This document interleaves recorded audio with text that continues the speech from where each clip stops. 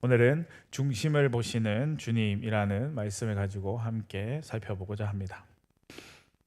예수님이 공생애를 시작하실 때에 가장 먼저 하신 일은 사람을 키우는 것이었습니다. 예수님께서 제자를 택하여 부르실 때 수천 명의 사람을 부르고 그들을 택하신 것이 아니었습니다.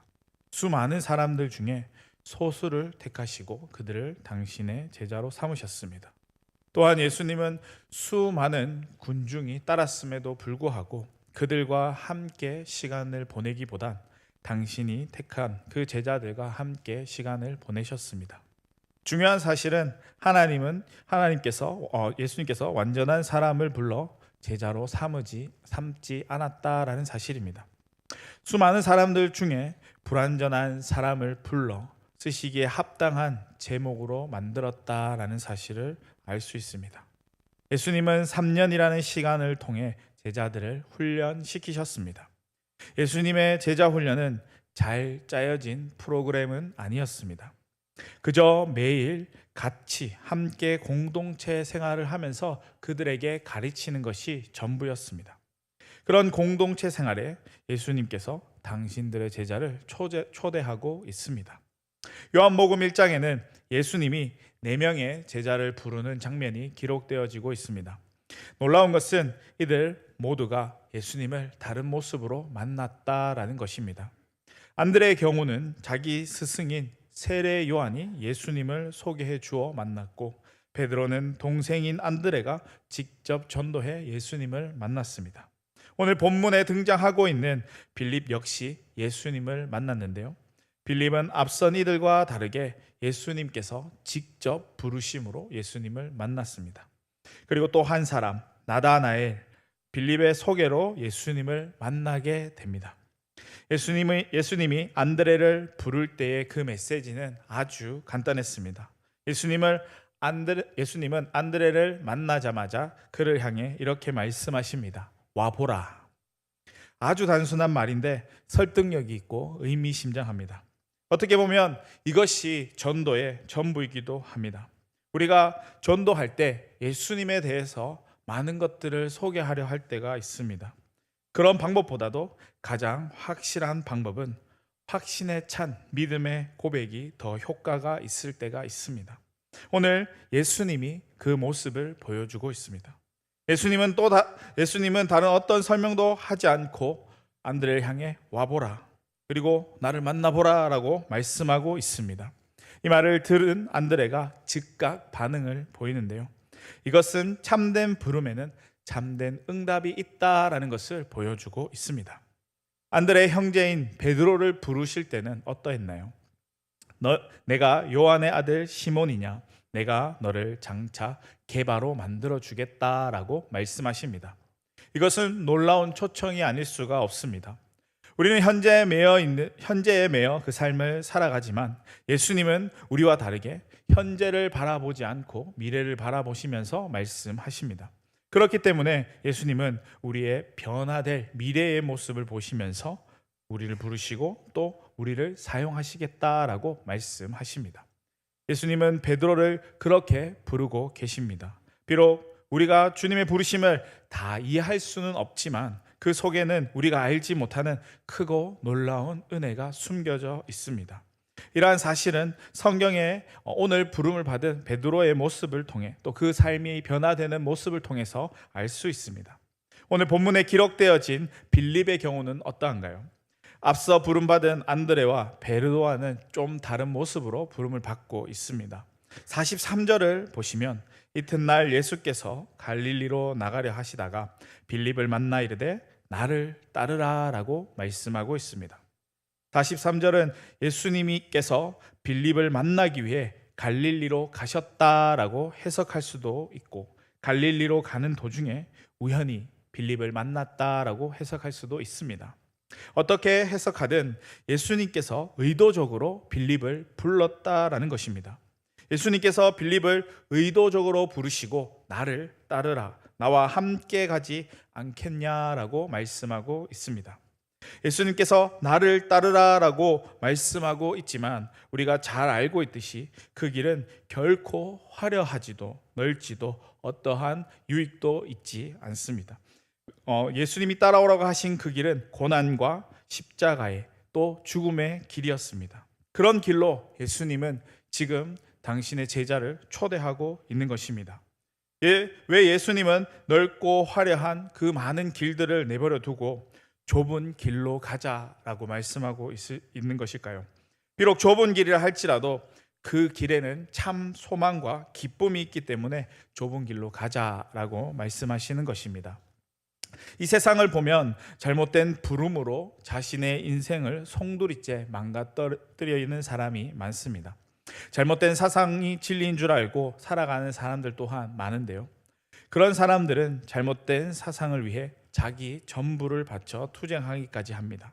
그뿐 아니라 잘못된 종교의 노예가 되어 패가망신하는 사람도 많은데요. 그런 것에 비하면 이 예수님의 그 부름은 아주 소박한 것이었습니다. 나를 따르라. 내가 너를 사람을 낚는 업으로 만들어 줄 것이다. 아무든지 나를 따라오려거든 자기를 부인하고 자기 십자가를 지고 나를 따르라. 이것이 바로 예수님의 부름입니다. 빌립은 이런 예수님의 부름에 응답하고 있습니다. 빌립을 부르신 예수님께서 이제 우리를 향해서 이렇게 말씀하십니다. 나를 따르라. 어떤 마음이 드시나요?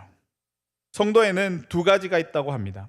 두 가지의 종류, 두 부류의 성도가 있다고 합니다. 예배만 드리는 교인이 있고 또 주님의 응답한 제자가 있다고 합니다. 교인의 삶과 제자의 삶은 다릅니다. 교인은 주일날 한번 교회에 오고 적당히 예수를 믿고 세상의 방법대로 살아가는 사람을 교인이라고 합니다. 반대로 제자는 자신이 살아가는 환경에 상관없이 그저 자신의 삶 전체를 예수 그리스도로 가득 채우고 감격스러운 마음으로 그 삶을 살아가는 사람을 제자라고 합니다. 예수님은 우리의 중심이 어디에 있는지 누구보다도 잘 알고 계시기에 우리가 말하지 않아도 또 어떠한 삶을 살아가기를 원하는지를 알고 계십니다. 부족하지만 우리가 부단히 노력하면서 제자로서의 삶을 살아가고 있다라는 것 또한 누구보다도 잘 알고 계십니다. 그러한 삶으로 하나님께로 주님께로 나아가는 우리의 삶의 모습을 바라볼 때에 그 모습을 바라보시면서 기뻐하고 계신다는 그 사실을 기억하시길 바랍니다. 44절을 보면 빌립에 대한 새로운 정보를 하나 얻을 수가 있는데요. 빌립이 안드레와 베드로와 한 동네 벳세다 사람이었다라는 것을 알 수 있습니다. 빌립이 예수님을 만나기 전에 안드레와 베드로는 예수님을 만나 예수님의 초청을 받았습니다. 빌립은 이들과 한 동네 사람이었기 때문에 자주 만나고 또 대화를 나누었을 것입니다. 그들이 만나서 무슨 이야기를 했을까요? 이런저런 이야기를 하던 중에 예수님에 대해서도 이야기했을 것입니다. 그리고 내가 예수님을 만났다, 메시아를 만났다라는 이야기를 빌립이 들었을 것입니다. 그때 빌립의 마음이 어땠을까요? 아마도 안드레와 베드로를 부러워했을 것입니다. 왜죠? 빌립의 마음도 예수님을 만나고 싶어하는 그 사모함이 있었기 때문입니다. 이러한 사모함이 있을 때 예수님을 만날 수 있게 됩니다. 그리움이 있으면 그분에 대한 기대감과 감격이 있으면 예수님께서 그를 만나 주십니다. 그런 그리움과 기대가 있기에 예수님께서 빌립을 향해 나를 따르라 라고 말씀하셨을 때 기꺼이 따라갈 수 있었던 것입니다. 예수님을 만난 빌립의 삶은 이전과 변화된 삶을 보여주었습니다. 예수님을 만나 변화된 사람들에게서 나타나는 공통점이 있는데요. 어떤 공통점이 있나요? 예수님을 소개하는 공통점이 있습니다. 빌립도 동일한 공통점이 그에게서 나타나고 있는데요. 그의 친구인 나다나엘을 찾아가서 예수님을 소개하고 그를 전도합니다. 45절에 빌립이 나다나엘을 찾아가 이르되 모세가 율법에 기록하였고 선지자가 기록한 그 일을 우리가 만났으니 요셉의 아들 나사렛 예수다라고 전하고 있습니다. 빌립은 분명하게 우리가 그를 만났다라고 말하고 있습니다. 이 말은 그에 대해서 들었다, 그에 대해서 이해했다라는 그 말과는 전혀 다른 것입니다. 내가 예수님을 알았다, 예수님에 대해 설교를 들었다, 예수님에 대해 흥미가 있다라는 말이 아닙니다. 그분을 직접 만나고 보았다라는 것을 말하고 있는 것입니다. 직접 만났다라는 것은 다른 어떤 것과도 비교할 수 없는 것입니다. 그렇게 빌립은 나다나엘에게 자신이 만난 예수님을 전하고 있습니다. 빌립은 자신이 만난 예수님을 소개할 때에 세 가지를 들어서 소개하고 있는데요. 먼저 모세가 율법책에 기록한 분이다라고 소개하고 있습니다. 그리고 선지자들이 외치고 예언했던 분이다라고 소개하고 있습니다. 마지막으로 요셉의 아들이고 나사렛에서 사는 예수다라고 소개하고 있습니다. 빌립이 이렇게 소개하고 있는 이유가 무엇일까요? 나다나엘은 율법에 전통한 유대인이었습니다. 그런 나다나엘의 눈높이에 맞게 소개하기 위해서 빌립이 이렇게 세 번 나누어서 소개하고 있는 것입니다. 빌립에게 예수님의 소개받은 나다나엘의 이 반응은 어떠했나요? 46절을 보면 아주 재밌는 반응을 살펴볼 수 있습니다. 나사렛에서 무슨 선한 것이 날 수 있냐라고 이야기하면서 예수님에 대해 냉소적인 반응을 보입니다. 이 같은 반응을 보이고 있는 나다나엘에게 굳이 예수님을 소개할 필요가 없어 보입니다. 이런 반응을 보이고 있다라는 것은 나다나엘은 진리에 대해서 편견이 많고 자기 생각에 대한 고집이 많은 종류의 사람이다라는 것을 생각해 볼 수 있습니다. 그렇다는 것은 나다나엘이 무엇을 확신하지 않고 잘 믿지 않으려 하는 사람이고 설득하기 굉장히 어려운 사람이다라는 것을 말해주고 있습니다. 마치 우리가 전도하려는 전도의 대상자와 비슷해 보입니다. 그렇지만 나다나엘의 내면의 세계를 들어가 보면 그가 굉장히 순진한 사람이었다라는 것을 알 수 있습니다. 예수님은 이런 나다나엘에게 비판적으로 또 부정적인 면을 문제 삼지 않고 오히려 그 속의 중심을 바라보시면서 말씀하고 있습니다. 47절을 보면 예수께서 나다나엘이 자기에게 오는 것을 보시고 그를 가리켜 이르시되 보라 이는 참으로 이스라엘 사람이라 그 속에 간사한 것이 없다라고 말씀하고 있습니다. 저 사람은 참 이스라엘 사람이구나. 저 사람에게는 간사한 것이 없다. 예수님이 나다나엘을 보고 하신 말씀입니다. 예수님은 자신을 향해 냉소적인 반응을 보이는 사람이라 할지라도 그 사람을 비난하지 않고 그 사람의 내면을 바라보시면서 말씀하십니다. 어느 누구에게도 드러내지 않는 자신의 속마음을 다 아시고 말씀하시는 예수님을 바라보고 있는 나다나엘이 놀라 이렇게 묻습니다. 48절을 그러자 예수님께서 나다나엘에게 이렇게 말씀하고 있는데요. 48절을 보면 빌립이 너를 부르기 전에 내가 무화과 나무 아래에 있을 때 보았다라고 말씀하고 있습니다. 이 말을 들은 나다나엘이 충격을 받게 됩니다. 왜죠? 예수님의 이 말씀은 빌립이 소개하기 전 이미 내가 너를 알고 있었다고 말하고 있기 때문입니다. 사실 예수님에게 있어서 어떠한 인생을 살아왔는지에 대해서는 크게 중요하지 않습니다. 그 사람의 중심 속에 진실하게 그 삶을 살아가고 싶은지를 살펴봅니다. 나다나엘은 그런 마음을 가진 사람이었습니다. 그리고 예수님은 나다나엘의 그런 마음을 이미 바라보고 계셨습니다. 예수님은 나다나엘의 마음뿐만 아니라 우리가 알지 못하는 우리의 중심까지도 다 아시고 우리를 당신의 제자로 부르셨습니다.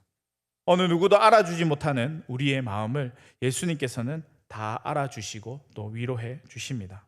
비록 우리가 부족하고 연약할지라도 예수님은 우리가 변할 것을 믿으시고 우리를 당신의 제자로 부르셨습니다.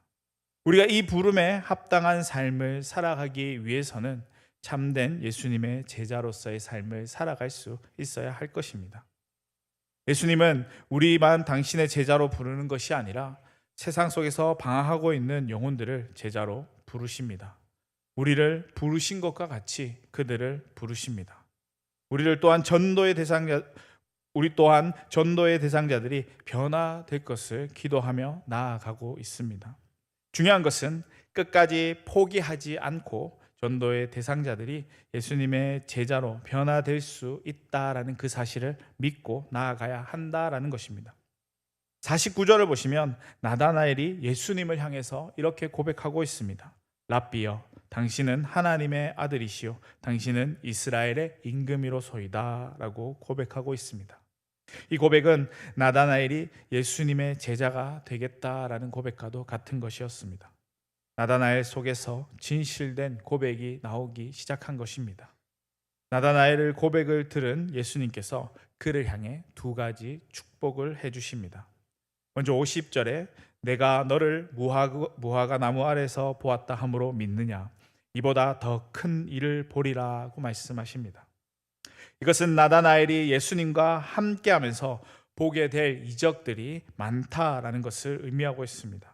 즉 나다나엘이 예수님의 진정한 제자가 되는 축복을 누리게 되었음을 말해주고 있습니다.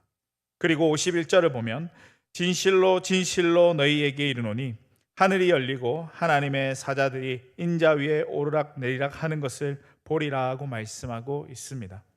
이것은 나다나엘이 하늘이 열리는 것을 보게 될 것이며 하나님의 사람들이 천국에서 오르락 내리락 하는 것을 보게 되는 축복을 누리게 될 것이다 라고 말씀하고 있습니다. 이런 축복은 진정한 예수님의 제자들만 누릴 수 있는 축복입니다. 예수님은 우리가 이 축복을 동일하게 누리시기를 원하십니다. 그래서 우리를 향해 이렇게 말씀하십니다. 나를 따르라, 와보라. 내가 너를 부르기 전에 이미 너를 알고 있었다. 이렇게 말씀하고 계십니다.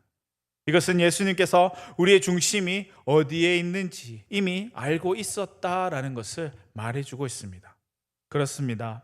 예수님은 우리를 부르실 때 우리의 중심이 어디에 있는지 이미 아시고 우리를 부르셨습니다. 그리고 우리가 예수님의 제자로서의 삶을 살아가기를 바라고 계십니다. 이에 합당한 삶을 살아가기에 부족함이 없는 저와 여러분의 삶이 될 수 있기를 소망합니다. 세상은 우리의 외적인 것을 판단하지만 예수님은 결코 우리의 외적인 모습만을 바라보지 않으신다라는 것을 오늘 본문을 통해서 살펴볼 수 있습니다. 예수님이 제자를 부르실 때에는 소수였지만 지금 많은 사람들이 예수님의 제자로 그 삶을 살아가고 있습니다. 저와 여러분 역시 예수님의 제자로서 주어진 삶을 살아가고 있습니다. 중요한 사실은 우리가 예수님의 제자로 부름받기 전에 완전한 사람이 아니었다라는 것입니다. 불완전한 우리를 예수님께서 부르시고 완전한 사람으로 만들어가고 계십니다. 이렇듯 우리 주위에 믿지 않는 많은 사람들이 불완전한 사람들입니다. 우리는 이들이 완전한 사람으로 살아갈 수 있도록 예수님께 인도하는 삶을 살아갈 수 있어야 할 것입니다. 빌립이 나다나엘을 예수님께로 인도한 것과 같이 우리 역시 우리 전도 대상자들을 예수님께로 인도하는 삶을 살아갈 수 있기를 소망합니다. 우리가 할 수 없다 할지라도 중심을 보시는 예수님께서 우리를 도와 그 일을 친히 감당해 주실 것입니다. 이 사실을 기억하시면서 우리가 제자로서 주어진 그 삶을 기쁨으로 또 부족함 없이 온전히 잘 감당하며 나아갈 수 있는 저와 여러분의 삶이 될 수 있기를 주님의 이름으로 간절히 축원합니다.